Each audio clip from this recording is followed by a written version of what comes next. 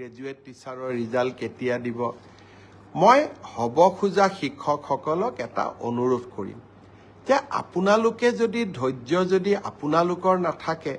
তেতিয়াহলে আপোনালোকে শিক্ষক হৈ ছাত্ৰ ছাত্ৰীসকলক ধৈৰ্য নিয়মানুৱৰ্তিতা শৃংখলাবদ্ধতা এই জ্ঞানবিলাকৰ বিষয়ে কেনেকৈ আপোনালোকে ল'ৰা ছোৱালীক শিকাব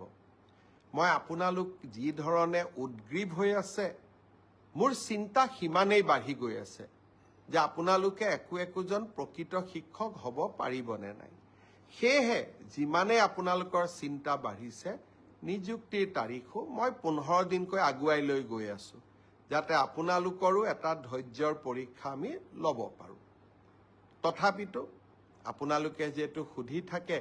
সেই কাৰণে মই উত্তৰ দিব খুজিছো মে মাহৰ প্ৰথম সপ্তাহত পোষ্ট গ্ৰেজুৱেট আৰু গ্ৰেজুৱেট টিচাৰ যি 9075টা পদৰ গ্ৰেজুৱেট টিচাৰৰ নিযুক্তি পৰীক্ষা হৈছিল তাৰ ফলাফল সেবাই ঘোষণা কৰিব কিন্তু তাৰ পিছত আপোনালোকৰ ডকুমেন্ট ভেৰিফিকেশন হ'ব আৰু ফাইনেল নিযুক্তি 10 অক্টোবৰত হ'ব আৰু 10 অক্টোবৰলৈ আপোনালোকে ধৈৰ্য ধৰিবই লাগিব কাৰণ আমিও আপোনালোকৰ অকণমান ধৈৰ্যৰ পৰীক্ষা কৰিব খুজিছো ঠিক সেই ধৰণে যিসকল শিক্ষকে মোক সুধি আছে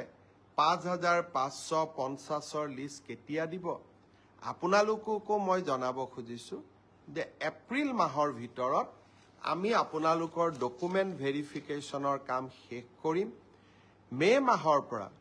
আপোনালোকৰ প্ৰভিজনেল লিষ্ট ওলাব কিন্তু নিযুক্তি 10 অক্টোবৰত হ'ব আৰু তেতিয়ালৈকে আমি সকলোৱে ধৈৰ্য ধৰিম কোনোবাই ক'ব পাৰে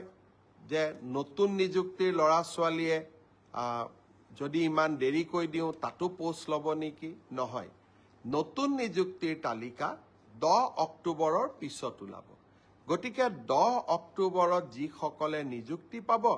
তেওঁলোকে স্বাভাৱিকভাৱে নতুন নিযুক্তিত এলপিৰ শিক্ষক এলপিত অৱতীৰ্ণ হ'ব নোৱাৰিব কিন্তু তেখেতসকলে ইউপিৰ পৰীক্ষাত বা আপাৰ প্ৰাইমেৰী মেৰিট লিষ্টত তেওঁলোকৰ নাম ডেফিনেটলি অন্তৰ্ভুক্ত হ'ব পাৰে গতিকে মই সকলোকে ধৈৰ্য ধৰিব কলো গ্ৰেজুৱেট আৰু পোষ্ট গ্ৰেজুৱেট টিচাৰৰ ৰিজাল্ট মে মাহত কিন্তু আফটাৰ ডকুমেন্ট ভেৰিফিকেশন নিযুক্তি 10 অক্টোবৰত তেনেকৈ এলপি এমিৰ 5550ৰো ডকুমেন্ট ভেৰিফিকেশনৰ কাম এপ্ৰিল মাহত আমি সমাপ্ত কৰিম মাৰ্চ মাহৰ পৰা প্ৰভিজনেল লিষ্ট ওলাব কিন্তু নিযুক্তি 10 অক্টোবৰত হ'ব এতিয়া মই আহিছো এটা নতুন চৰকাৰী